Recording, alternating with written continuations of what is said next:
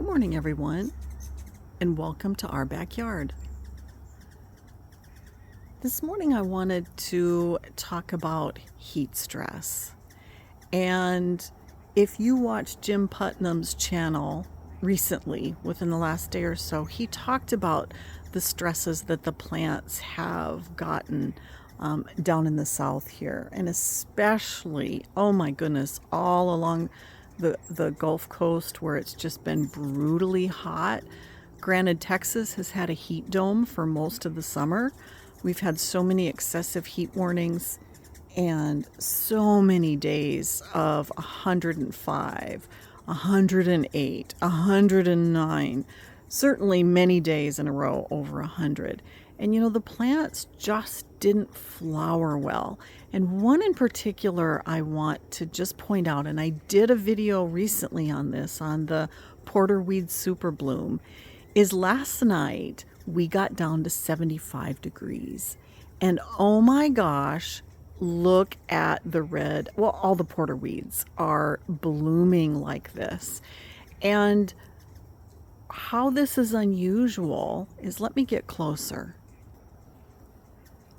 Porterweed will only flower for about an inch along the bloom stalk, not something like this. And it hasn't bloomed well most of the summer. There would be one tiny bloom here and there, but most of the summer it didn't bloom because of, I'm convinced it's because of the heat stress. And last night we got, like I said, we got down to 75 degrees, and oh my gosh, I got up this morning and the porterweed is just blooming. It's like it's pent up, right?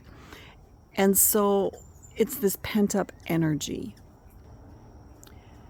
And it's not just one of the porterweeds, it's all of them. So my purple porterweed is doing this, my red that I just showed you, the blue porterweed, it's just gorgeous.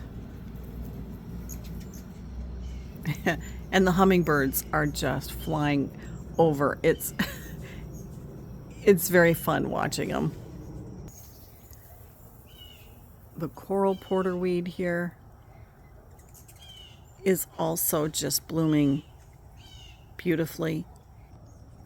And this lilac colored porterweed, same. What's interesting about this lilac color is the bloom stalk is thinner, like the blue porterweed. It's interesting.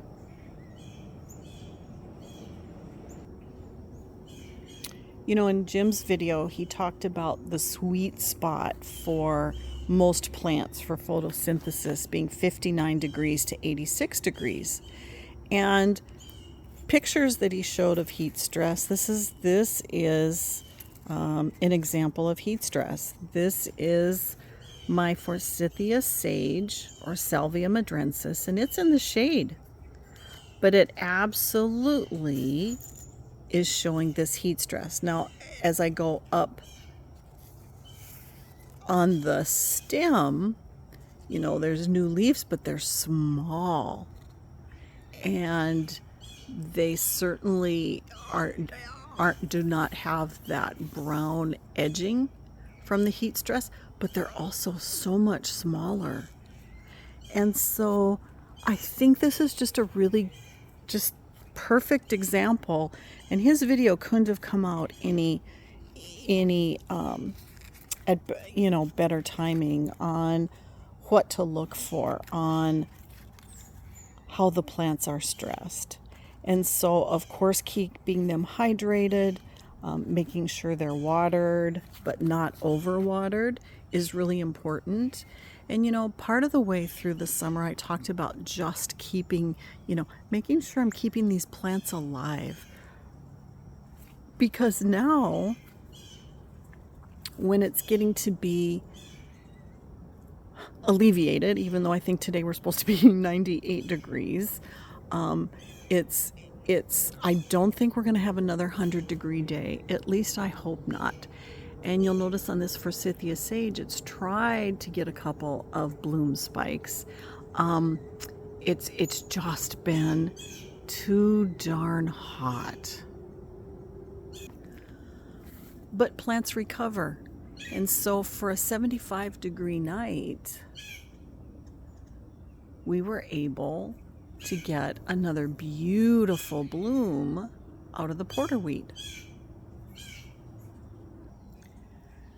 The other thing I noticed is my senna is starting to bloom. Now, granted, it does bloom in the fall, but it has been also very heat stressed, and it's just starting to bloom.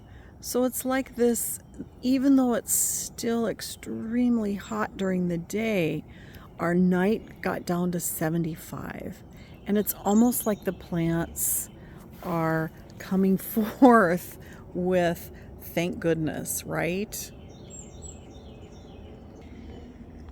I also had just a few blooms here and there of my blue butterfly, Clerodendron, and it has just decided to pop with blooms. It has been covered with blooms over the last day or so, and it's just beautiful. The pollinators also love to visit this flower. You know, it's pretty delicate. It's a pretty delicate flower. And I think the reason why they named it the butterfly, blue butterfly Clerodendron, is because those, what are these? Are these stamen? Anyway, these little stalks here look like butterfly antenna. It's really cool. But again, this plant was able to survive, and it has just produced more green, certainly way more blooms, but just more foliage, and it's just healthier foliage. The cardinal climber is certainly more in bloom. I've got way more blooms today than I have all season long.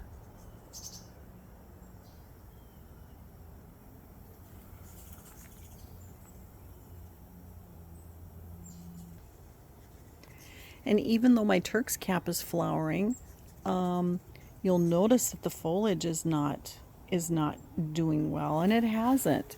A lot of the foliage showed heat stress also.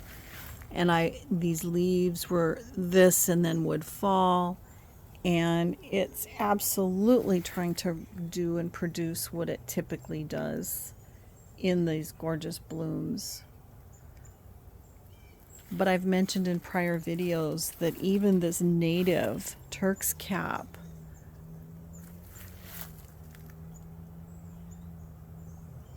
has been super stressed. This is what the bees do. They come down to the petiole area and get the nectar out. These native bees, they love the Turk's cap.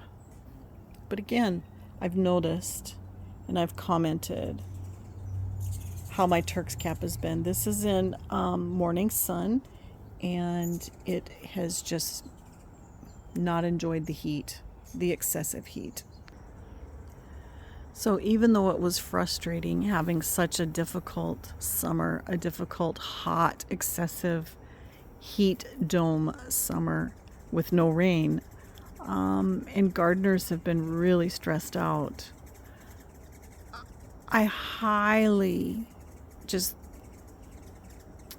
encourage you to certainly watch Jim Putnam's video on heat stress, but also to be encouraged and realize, wow, this really does make a difference.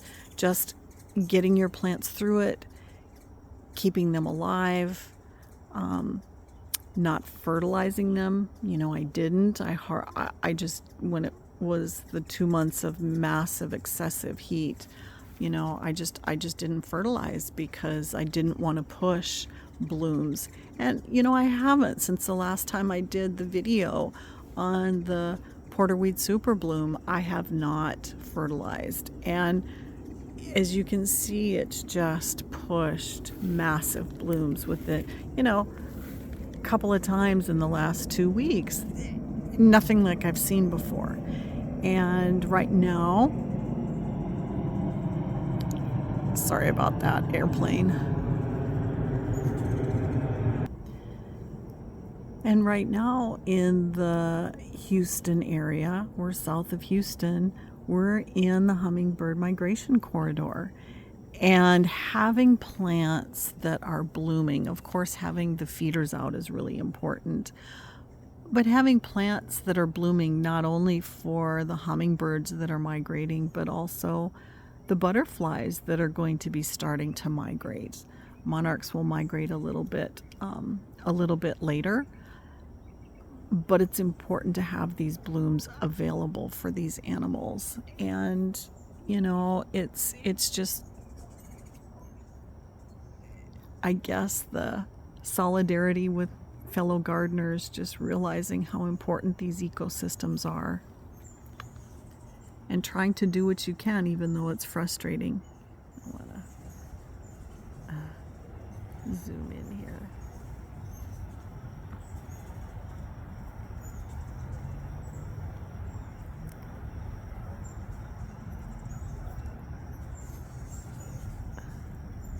Little hummingbird there is just resting on the purple porterweed.